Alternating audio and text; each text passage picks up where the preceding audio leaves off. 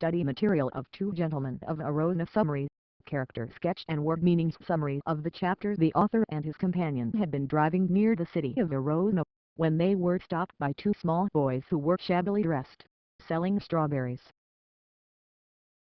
The author's driver cautioned the author against purchasing the fruits. The boys were very skinny, but their eyes were sincere and attracted attention.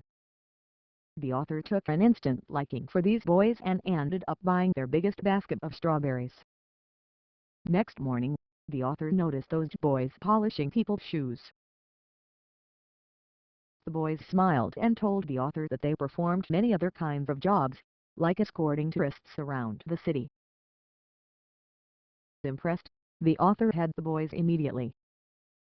Due to close interaction, the author discovered that the boys were very friendly and innocent. Beneath their cheerful smiles, however, he could discern seriousness, a hint of sadness that defied their age. The author didn't regret his decision since the boys proved to be resourceful. The author found their eagerness to do work really remarkable.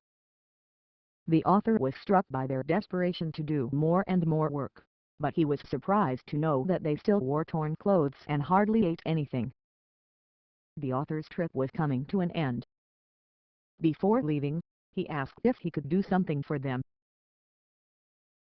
Nicola, the elder one, refused, but the younger one requested the author to drive them to Paleta, 30 km away, next day. As a last gesture of goodwill, he volunteered to drive the boys himself. The following afternoon, they all drove to the tiny village, near the hill. The author was surprised to halt beside a hill.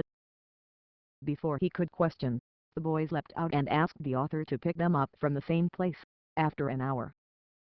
The author couldn't restrain his curiosity. He went in and was greeted by a nurse, and through a glass partition, the author saw that the boys were seated beside a hospital bed, with a girl aged 20, who appeared to be their sister. The author refused to be ushered inside, as he didn't wish to interrupt a happy family reunion.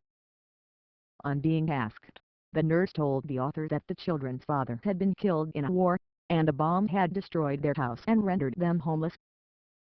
Since the Germans ruled the city for many years, the children had to undergo a lot of suffering, and their sister, Lucia, who wanted to be a singer, couldn't bear the cold and starvation, and contracted tuberculosis of the spine.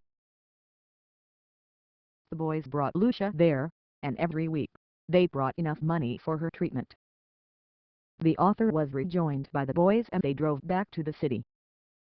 The boys remained tight-lipped, and the author also decided to remain quiet, because he respected their privacy.